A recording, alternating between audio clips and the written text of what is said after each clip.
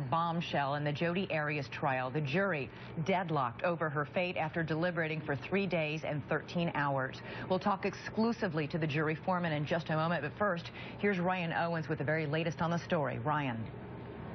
Good morning, Elizabeth. The jury foreman says there was a significant split on this jury from the beginning. Not just one or two holdouts who did not want to execute Jodi Arias, but several. Enough that they knew from the minute they got back in that jury room, they were hopelessly deadlocked. No unanimous agreement. Signed 4 persons. Is this your true verdict, so say you want to know?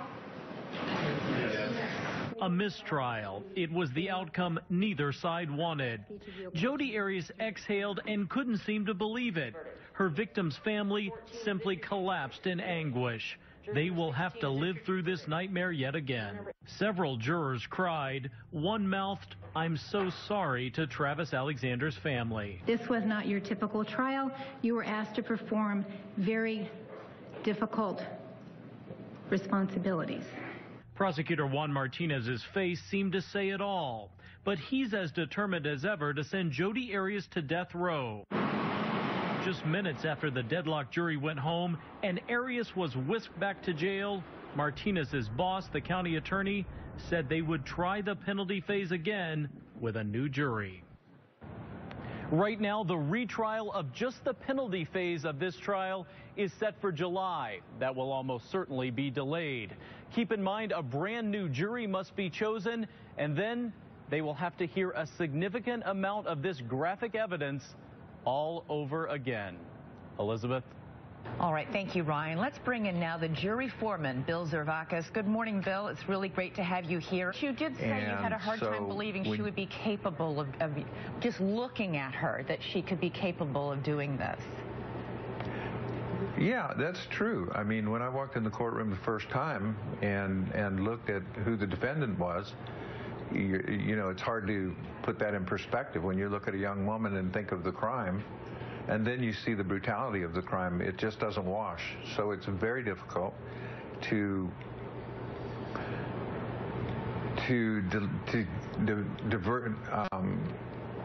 divest yourself from the personal, from the emotional part of it. You did find her guilty of killing another man and taking another life. You said you did not believe her story that she murdered Travis Alexander in self-defense, but you say you do believe that Travis Alexander did emotionally and mentally abuse Jodi? I'm very sure in my own mind that she was mentally and verbally abused.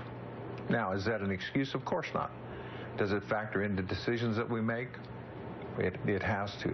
Do you think she did herself any favors on the stand? There's been a lot of debate over whether those 18 days of testimony helped or hurt her. No, I think 18 days hurt her. I think she was not a good witness. You know, we go into, we're charged with going into presuming innocence, right? But she was on the stand for so long. There were so many contradicting stories. I think the way the prosecutor was with her, he's known for an aggressive style. I think it was very hard. I think it'd be difficult for anybody. I don't think I want to sit on the stand for 18 days. But I don't think it did her any good, no. That length of time, no, I don't think it did her any good at all. And you did say the most gut-wrenching part of this entire experience for you was listening to the family of Travis Alexander talk about their loss. What was that like? Yeah, that's a great question, Elizabeth. If only I had a good answer. Until you're face-to-face with people that have gone through something like that, it's something that you really can't put into words. I'm 6 feet away from somebody talking about a horrendous loss. And if you can't feel that, then you have no emotion, no soul.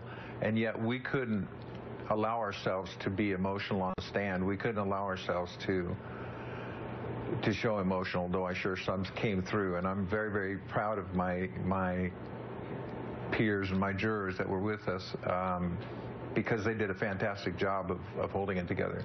Different story once we got back in the jury room. It was a gut-wrenching thing that we had to go through, and everybody had to make their own decision. Bill Zervakos, thank you so much for your service on the jury and for joining us this morning. We appreciate it. Well, it was my pleasure. Thank you. I'm sure there's going to be a lot of parsing going forward about what that jury was thinking and how the cases might change in the new trial phase.